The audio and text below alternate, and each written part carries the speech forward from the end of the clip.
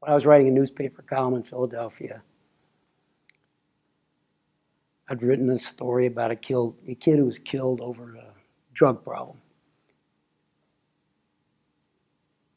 And it wasn't a very good column, really, but I didn't care too much about the kid except that he was 19 years old and probably would have turned into something else.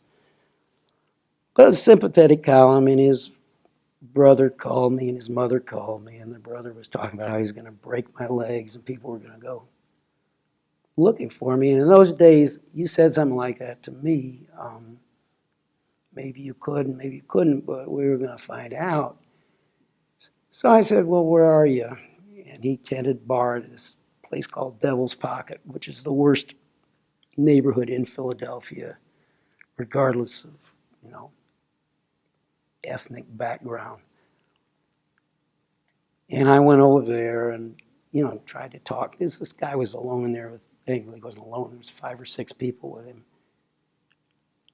And I looked away, and one of them sheared off the teeth on this side, the top teeth, with a beer bottle, and then I turned, and the other guy got the other side. And I cut my lips up. I was telling this story a little earlier.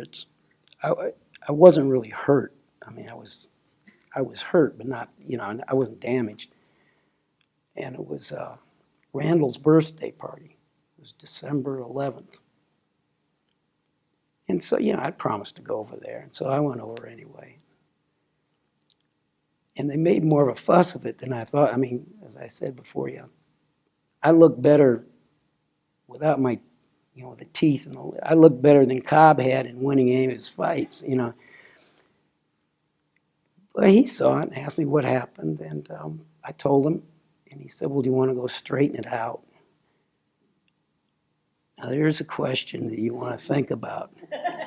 I said, sure, and so we went back over there, but the idea was never to go in there and just clean the place out, which would have been every bit as chicken shit as what they'd done.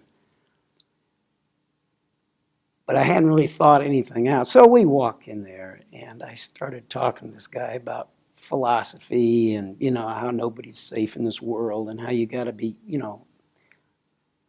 enough of a person not to get into this mob. Anyway, I was really improving him a lot. And then this little guy ran out the door, and within 2 minutes, that place was full of 19, 20, 21, 22-year-old kids with softball bats and reinforced steel and tire irons.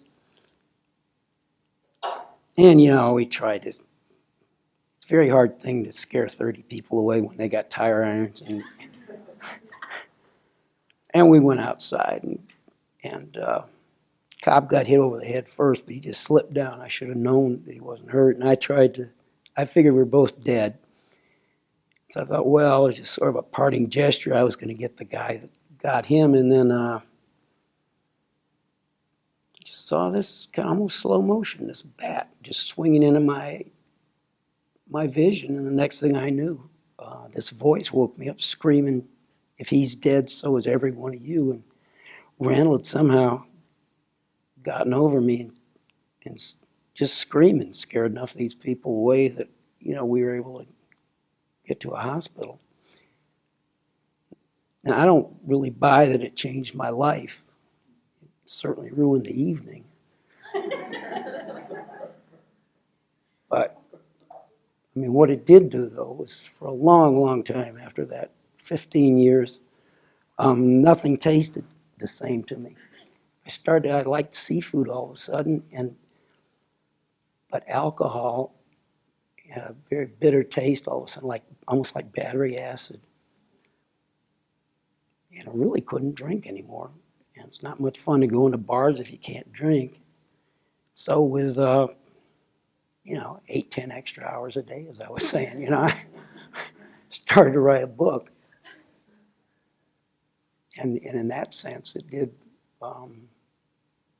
it got things going.